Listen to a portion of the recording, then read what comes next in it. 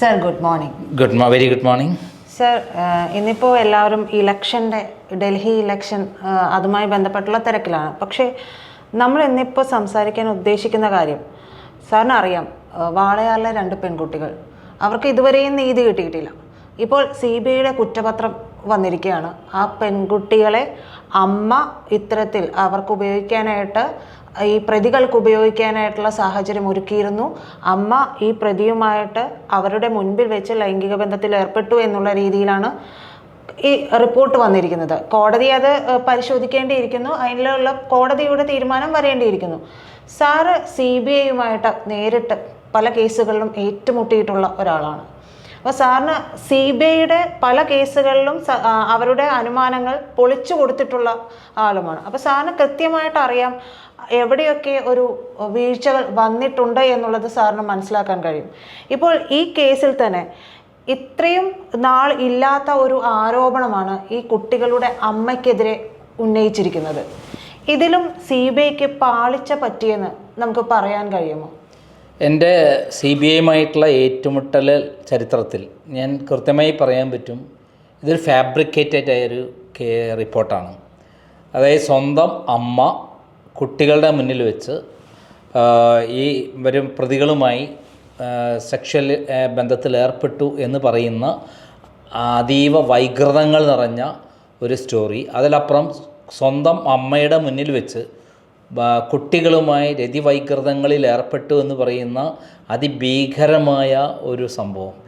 ഇത് നേരത്തെ കവിയൂർ കേസിൽ ഞാനാണ് ആ കേസ് കുത്തിപ്പൊക്കി കൊണ്ടുവരുന്നത്. ആ കേസിൽ അച്ഛൻ നാരായണൻ നമ്പൂതിരി മകൾ അനഘയെ ബലാത്സംഗം ചെയ്തു എന്ന് പറയുന്ന ഒരു ഭയങ്കര നമ്മളെയൊക്കെ ഞെട്ടിക്കുന്ന ഒരു സ്റ്റോറി CBI കൊണ്ടുവന്നിരുന്നു. ആ CBI കൊണ്ടുവന്ന സ്റ്റോറി 100% കള്ളവും കെട്ടിച്ചമച്ചതും, അത് CBI അന്വേഷണ ഉദ്യോഗസ്ഥൻ പ്രതികളെ രക്ഷിക്കാൻ വേണ്ടി കണ്ടെത്തിയതുമാണെന്ന് കോടതിയിൽ ഫൈറ്റ് ചെയ്തിട്ടുള്ള ഒരാളാണ് ഞാൻ. ഒരു തവണയല്ല, 5 തവണ തുടരന്വേഷണം പ്രഖ്യാപിച്ചിട്ടുള്ള ഒരാളാണ്. കഥ ചെറിയ ബ്രീഫായി പറയാം. അതായത് കവിയൂർ കേസിൽ നാരായണൻ നമ്പൂരി 5 അംഗ കുടുംബവും മരണപ്പെടുകയാണ്, ആത്മഹത്യ ചെയ്തു എന്നാണ് കഥ. അതിൽ പിന്നീട് ഈ കിളിരൂർ കേസിൽ അവിടെ പ്രതിയായിട്ടുള്ള ലതാ നായർ ഈ നാരായണൻ നമ്പൂതിരിയുടെ കവിയൂരിലുള്ള വീട്ടിൽ വന്ന് ഒളിവിൽ താമസിക്കുകയാണ്. ആ താമസിച്ച സമയത്ത് അവർ പിന്നെ ഈറോഡിലേക്ക് പോണു. ആ സമയത്ത് ജനങ്ങൾ അറിയുന്നു ഇദ്ദേഹത്തെ മോശപ്പെടുത്തി എന്ന് പറഞ്ഞിട്ടാണ്, അങ്ങനെ ഇയാൾ ആത്മഹത്യ ചെയ്യുന്നു എന്നുള്ളതാണ് പോലീസ് സ്റ്റോറി. യഥാർത്ഥത്തിൽ നടന്നത് എന്താണ്? നാരായണ നമ്പൂതിരിയെ ചോദ്യം ചെയ്യാൻ വിളിപ്പിക്കുന്നു കോട്ടയം പോലീസ് സ്റ്റേഷനിലേക്ക്. വിളിപ്പിച്ചിട്ട് അദ്ദേഹം ലതാ നായർ പറഞ്ഞ കാര്യങ്ങളൊക്കെ തുറന്ന് പറയാണ് അവിടുത്തെ അന്വേഷണ ഉദ്യോഗസ്ഥനോട്. അദ്ദേഹം പറഞ്ഞ കാര്യം ലതാ നായർ പറഞ്ഞു കൊടുത്തത് കോട്ടയം പോലീസ് സൂപ്രണ്ട് ഗോപിനാഥൻ, നമ്മുടെ കോടിയേരി ബാലകൃഷ്ണൻ്റെ മകൻ MA ബേബി, MA ബേബിയുടെ മകൻ, അതേപോലെ ജോയ് അലിക്കാസ്, അതേപോലെ ഒരു സിനിമാ നിർമ്മാതാവ്, പേര് ഞാൻ മറന്നു, ഇവരെല്ലാം 5 ഫിംഗേഴ്സ് എന്ന് പറയുന്ന സിനിമയുടെ സെറ്റിൽ വെച്ചു അല്ലാതെയും ലതാ നായർ എത്തിച്ചു കൊടുത്ത ഈ കുട്ടികളെ ലൈംഗികമായി ഉപയോഗിച്ചു എന്ന് പറഞ്ഞുകൊണ്ട് ഒരു കത്ത് ജസ്റ്റിസ് ബസന്തിന് വരികയാണ്. ഈ ലതാ നായർക്ക് അതേപോലെ മറ്റു പ്രതികൾക്കും കിളിരൂർ കേസിൽ ജാമ്യാപേക്ഷ പരിഗണിക്കുമ്പോഴാണ് ഇത് വരുന്നത്. ആ കത്ത് അന്വേഷണ ഉദ്യോഗസ്ഥയായ അന്നത്തെ DIG ശ്രീലേഖയ്ക്ക് കൈമാറുകയാണ്. ആ ശ്രീലേഖ കൈമാറിയ കത്ത് പിന്നീട് വെളിച്ചം കണ്ടില്ല. ശരിക്കും ഹൈക്കോടതി ഏൽപ്പിച്ച കത്താണ്, അന്വേഷണം നടത്തി റിപ്പോർട്ട് കൊടുക്കേണ്ടതാണ്. പിന്നീട് അവർ റിപ്പോർട്ട് ഫയൽ ചെയ്യുന്നത് എങ്ങനെ അറിയോ? ലതാ നായർ മാത്രമാണ് പ്രതി എന്ന് പറഞ്ഞിട്ടാണ്. ഈ സന്ദർഭത്തിലാണ് ഈ സ്റ്റോറി ഞാൻ പഠിക്കുകയും വളരെ വിശദമായ റിപ്പോർട്ടുകൾ കൊണ്ടുവരികയും അങ്ങനെ കേരളം മുഴുവൻ നടുങ്ങി നിൽക്കുന്ന ഈ റിപ്പോർട്ട് വരികയാണ്. കോടിയേരി ബാലകൃഷ്ണൻ ഒരു പ്രൊഡ്യൂസർ എന്നുള്ള രൂപത്തിലാണ് ഈ കുട്ടിയെ സമീപിച്ചത്. പക്ഷെ ആ കുട്ടി പിന്നീട് ഇദ്ദേഹത്തിൻ്റെ ചിത്രം TV കാണുന്നു, എന്നിട്ട് ലതാ നായരുടെ പൊട്ടിത്തെറിക്കുകയാണ്. പ്രൊഡ്യൂസർ എന്ന് പറഞ്ഞ കള്ളം ഈ കുട്ടിയെ സിനിമാ നടിയാക്കാമെന്ന് പറഞ്ഞിട്ടാണ് കൊണ്ടുപോയി ഉപയോഗിച്ചത്. അങ്ങനെ ഈ കുട്ടിയെ റേപ്പ് ചെയ്യപ്പെട്ടു എന്ന് അന്വേഷണ റിപ്പോർട്ടിലുണ്ട്, പോസ്റ്റ്മോർട്ടം റിപ്പോർട്ടിലുണ്ട്. പക്ഷേ കോടതിയിൽ വന്നപ്പോഴോ റിപ്പോർട്ട് എന്താണ്? ഒറ്റ പ്രതിയേ ഉള്ളൂ, അത് ലതാ നായർ മാത്രമാണ് പ്രതി എന്നാണ്. അങ്ങനെയാണ് ഞാൻ കോടതിയിൽ ചോദിക്കുന്നത്. ഈ കേസിൽ നിന്ന് ഞാൻ പിന്മാറാം. ലതാ നായരാണ് ബലാത്സംഗം ചെയ്തത് എന്ന് പറയുകയും തെളിവ് നൽകുകയും അതോടൊപ്പം തന്നെ ഈ സ്പേമെൻസ് പ്രൊമറ്റോസോവ ഈ കുട്ടിയുടെ മരണപ്പെട്ട സമയത്ത് കൊല്ലപ്പെട്ട സമയത്ത് അതിൻ്റെ രഹസ്യഭാഗത്ത് ശുക്ലവും ശുക്ലസ്രാവവുമുണ്ട്. അതും ഈ പറയുന്ന ലതാ നായരുടേതാണെന്ന് CBI തെളിവ് സഹിതം തരികയാണെങ്കിൽ ഞാൻ കേസിന് പിൻവലിക്കാമെന്ന് പറയുമ്പം കോടതി സ്തംഭിക്കുകയാണ്. കോടതി CBIയുടെ എന്ത് മറുപടി പറയാമെന്ന് ചോദിച്ചപ്പോൾ കോടതി CBIക്ക് ഒന്നും പറയാൻ പറ്റുന്നില്ല. അങ്ങനെയാണ് തുടരന്വേഷണത്തിന് പ്രഖ്യാപിക്കുന്നത്. തുടരന്വേഷണ റിപ്പോർട്ടിൽ പിന്നീട് നന്ദകുമാരൻ നായർ എന്ന് പറയുന്ന ഒരു വൃത്തികെട്ട മനുഷ്യൻ, കേരളം കണ്ടിട്ടുള്ള അല്ല CBI കണ്ടിട്ടുള്ള ഏറ്റവും മോശമായ ഒരു അന്വേഷണ ഉദ്യോഗസ്ഥൻ, അദ്ദേഹം കൊണ്ടുവന്ന റിപ്പോർട്ടിൽ എന്താ പറഞ്ഞത്, പ്രതികളെ രക്ഷിക്കാൻ വേണ്ടിയിട്ട് അച്ഛൻ മോളെ പീഡിപ്പിച്ചു എന്നാണ്. എത്ര ഞെട്ടിക്കുന്ന ഒരു കാര്യം. അതായത് നാരായണൻ നമ്പൂതിരി വേണേ. പിന്നീട് എൻ്റെ അന്വേഷണം പോയി നിന്നത് ഈ സ്പേമെൻസ് പ്രൊമറ്റോസോവ DNA ടെസ്റ്റിന് വേണ്ടിയിട്ട് അയച്ചിട്ടുണ്ട്. ആ DNA ടെസ്റ്റ് നടത്തിയിട്ടുണ്ടോ ഇല്ലേ, റിസൾട്ട് എവിടെയെന്നുള്ളത്, അത് റിസൾട്ട് ഇല്ല. അത് നശിപ്പിച്ചവർ എങ്ങനെയാണ് നശിപ്പിക്കുന്നത്? ഈ ഗോപിനാഥൻ എന്ന് പറയുന്ന കോട്ടയം പോലീസ് സൂപ്രണ്ടിൻ്റെ ഭാര്യ ഈ കെമിക്കൽ അനാലിസ്റ്റ് ആയിരുന്നു ഈ ഫോറൻസിക് ലാബിൽ. അവിടെ യാതൊരു അന്വേഷണം നടന്നില്ല. അന്നത്തെ DIG ആണ് ആര്, അന്വേഷണ ഉദ്യോഗസ്ഥയാണ് ശ്രീലേഖ. അത് കൃത്യമായി പരിശോധിച്ച് കൃത്യമായി കണ്ടെത്തേണ്ട ആള് അതിന് കൂട്ടുനിന്നു. അവസാനം ഇത് ഇവർ കൊലപാതകമാണ്, ശരിക്കും 5 പേരെയും കൊന്നതാണ്. ഈ കൊല്ലാൻ ഈ ഗോപിനാഥും അതേപോലെ ശ്രീമതി ടീച്ചറുടെ മകനടക്കമുള്ള ആളുകൾ ഒരു ഗുണ്ടാസംഘം പോയെന്ന് അവിടെ പോയി ബലാത്സംഗം ചെയ്തെന്നും ഒക്കെ പറയുന്ന ഒരു കത്ത് എനിക്കൊരു പോലീസുകാരൻ അയക്കുകയാണ്. ആ പോലീസുകാരൻ ഈ പറയുന്ന ഗോപിനാഥ് പറഞ്ഞയച്ചൊരു പോലീസുകാരനായിരുന്നു. അങ്ങനെ ഞാനത് കോടതിയിൽ എത്തിക്കുകയാണ്. അപ്പോൾ ആ ഓരോ തവണയും കോടതി മാറ്റി കോടതി പറയും ഇത് വേഴ്സ്റ്റ്, ഒരിക്കലും ഇങ്ങനത്തെ റിപ്പോർട്ട് പറയരുത്, ഒരു തെളിവുമില്ല, ഇത് തള്ളുന്നു. വീണ്ടും അടുത്ത തവണ നന്ദകുമാരൻ നായർ ഇതന്നെ അവതരിപ്പിക്കും. അങ്ങനെ എന്നെ അവിടുത്തെ തിരുവനന്തപുരം ഈ ലതാ നായരുടെ അഭിഭാഷക എന്നോട് പറയുകയാണ്, ജയിലിൽ ചെന്നാൽ എല്ലാ വിവരങ്ങളും സത്യസന്ധമായിട്ട് ലതാ നായർ പറയുന്നു. അങ്ങനെ അന്വേഷണ ഉദ്യോഗസ്ഥനായ നന്ദകുമാരൻ നായരോട് CBI SP നന്ദകുമാരൻ നായരുടെ പെർമിഷൻ മേടിച്ച് ഞാൻ ജയിലിൽ പോകുന്നു. ജയിലിൽ പോയിട്ട് ഞാൻ ലതാ നായരെ കാണുന്നു. അവിടെ ചെന്നപ്പോൾ എനിക്ക് എല്ലാ സൗകര്യങ്ങളും വാതിൽ തുറന്നിറങ്ങുന്ന മാതിരി എനിക്ക് അവിടെ സൗകര്യം ചെയ്തു തരുന്നു. നസീറ ബീബി ഇപ്പം പുറത്തു വന്നല്ലോ, അവിടെയുള്ള പെൺകുട്ടികളെയെല്ലാം പുറത്തു കൊടുത്തിട്ട് സുനിതനെ വെളിപ്പെടുന്നത് 100% സത്യമാണ്. അപ്പോൾ അവിടെ ചെന്നിട്ട് അവരെനിക്ക് സൗകര്യമൊരുക്കുന്നു. ലതാ നായരെ വിളിപ്പിക്കുന്നു. ലതാ നായരെ വിളിപ്പിച്ചപ്പോൾ ഞാൻ പറയുന്നു, നിങ്ങൾ സത്യസന്ധമായി നിങ്ങളെല്ലാം തുറന്നു പറയാമെന്നാണല്ലോ പറഞ്ഞത്, ആർക്ക് കൂട്ടിക്കൊടുത്തു ആർക്ക് ഇതാക്കി എന്നാണല്ലോ പറഞ്ഞത്, പക്ഷെ നിങ്ങൾ സത്യസന്ധമായി ഇല്ലാത്ത പേര് പറയാതെ സത്യസന്ധമായി ഉള്ള ആളുകളുടെ പേര് പറയണം എന്ന് പറഞ്ഞിട്ട് ഒരു പ്രൊസീഡിയർ ഉണ്ട്. ഒന്നുകിൽ എനിക്ക് കത്തയക്കുക, അല്ലെങ്കിൽ കോടതിയിൽ നിങ്ങളൊരു കത്ത് കൊടുക്കുക, അപ്പം ഞാൻ ഇടപെടാമെന്ന് പറഞ്ഞിട്ട് പോരുകയാണ്. പക്ഷേ അടുത്ത അന്വേഷണ റിപ്പോർട്ടിൽ എന്താ പറഞ്ഞാൽ നന്ദകുമാരൻ നായർ, ഞാൻ പോയിട്ട് 1 കോടി രൂപ ലതാ നായർക്ക് ഓഫർ ചെയ്തു. കോടിയേരി ബാലകൃഷ്ണൻ MA ബേബിയുടെയും അതേപോലെ ശ്രീമതി ടീച്ചറേയും പേരൊക്കെ പറയാൻ വേണ്ടി ഞാൻ നിർബന്ധിച്ചു എന്നാണ് പറഞ്ഞത്. കാരണം ഞാൻ അന്ന് പോയപ്പം റെക്കോർഡ് ചെയ്തിരുന്നു, പക്ഷെ അത് അവർക്ക് അറിയില്ല. അവിടെ നസീറ ബേബി പറഞ്ഞ റെക്കോർഡ് ചെയ്തിരുന്നാ പ്രത്യേകം പറഞ്ഞത്. ഞാൻ റെക്കോർഡ് ചെയ്ത് കോടതി ഹാജരാക്കി. അതിലിത് കേട്ടിട്ട് കോടതി ഇത് കള്ളമാണെന്ന് ബോധ്യപ്പെടുകയും ഷെയിം ടു CBI എന്ന് പറഞ്ഞിട്ടാണ് ഈ അന്വേഷണ ഉദ്യോഗസ്ഥനെ പറ്റി പറഞ്ഞത്. അയാൾ ഒരു കാരണവശാലും അന്വേഷിക്കരുതെന്ന് പറഞ്ഞിട്ടാണ് ഇതാക്കിയത്.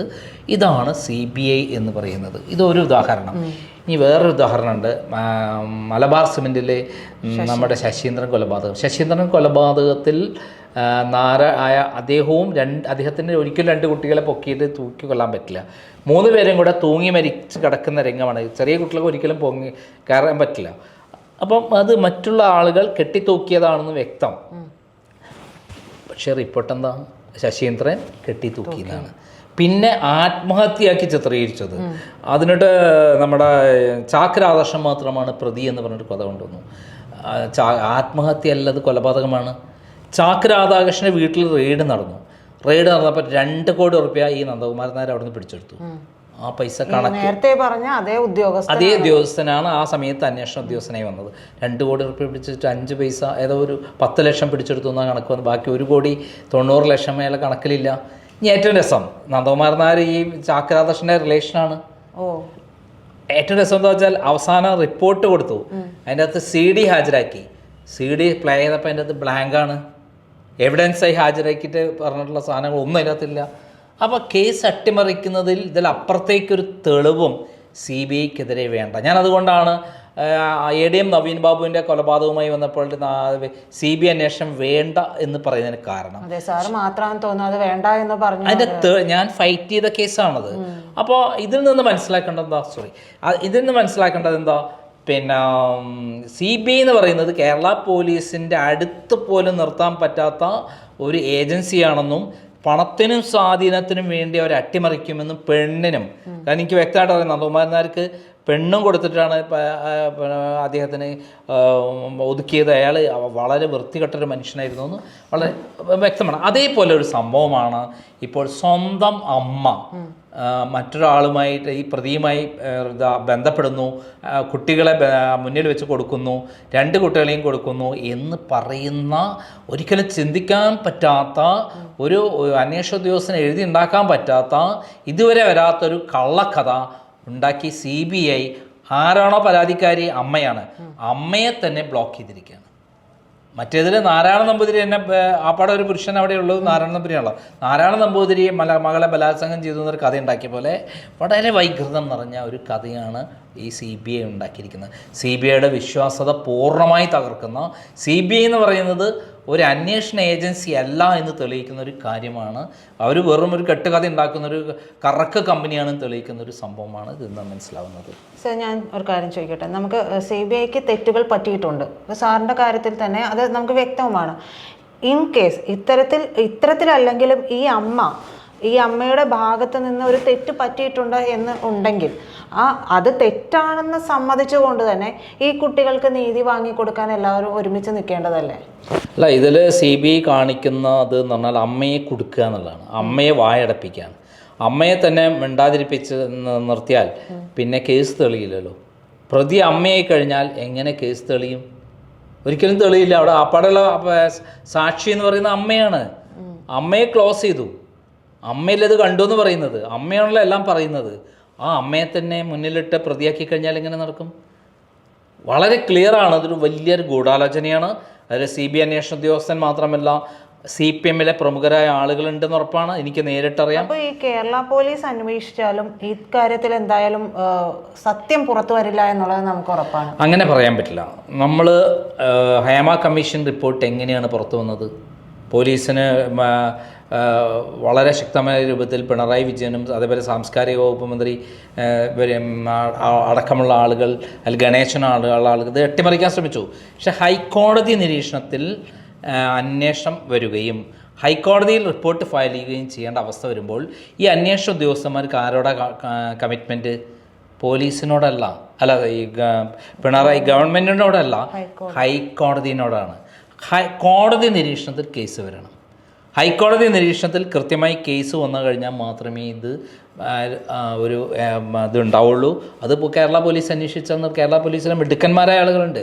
ഈ CBI ആണെങ്കിൽ പോലും ഹൈക്കോടതി നിരീക്ഷണത്തിൽ വന്നാൽ മാത്രമേ ഇത്. ഈ കേരള പോലീസ് ആദ്യഘട്ടത്തിൽ അന്വേഷിച്ചിട്ടും അതിൽ കുറേ അട്ടിമറികൾ നടന്നതല്ലേ സാർ? കേരള പോലീസ് എന്ന് പറഞ്ഞാൽ എന്താ?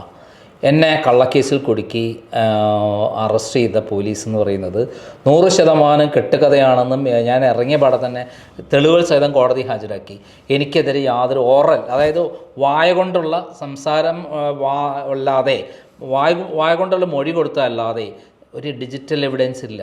കംപ്ലീറ്റ് എവിഡൻസ് ഞാൻ ഹാജരാക്കുകയാണ്. അപ്പോൾ അത് മുകളിൽ നിന്നുള്ള സമ്മർദ്ദപ്രകാരം വരുമ്പോൾ തീർച്ചയായിട്ടും അന്വേഷണം അട്ടിമറിക്കും. അതിനകത്ത് കോടതി നിരീക്ഷണത്തിൽ വരുമ്പോൾ കോടതിയോടാണ് കമ്മിറ്റ്മെൻറ്റ്. കോടതിയെ പേടിച്ചിട്ടാണ് പോലീസ് നടക്കുക. പോലീസിനെ സ്വതന്ത്രമാക്കി കോടതി നിരീക്ഷണത്തിൽ ആയിക്കഴിഞ്ഞാൽ കേസ് ശരിയായ വിധത്തിൽ നടക്കും.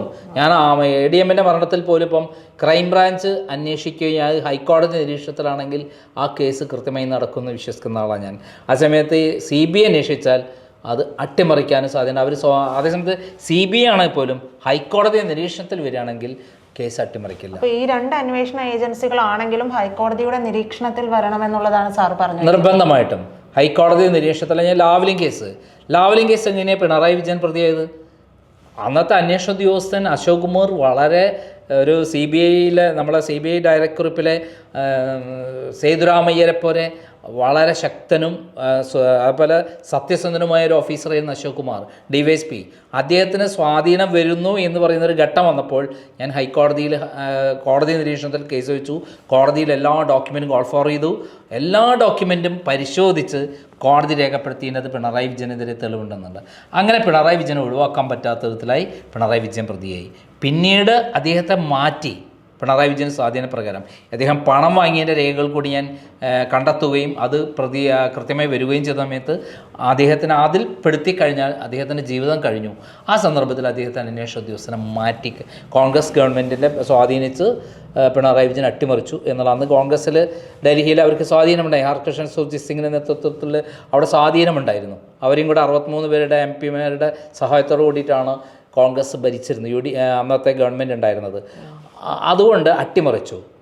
പക്ഷേ ആദ്യ ഭാഗത്തിൽ തന്നെ കൃത്യമായി തെളിവുണ്ടായിരുന്നു. ഇതേപോലെ തന്നെ അത് ശരിക്കും ഹൈക്കോടതി നിരീക്ഷണത്തിൽ വരികയാണെങ്കിൽ കൃത്യമായിട്ട് കേസ് അട്ടിമറിക്കില്ല എന്നാണ് ഞാൻ മനസ്സിലാക്കുന്നത്.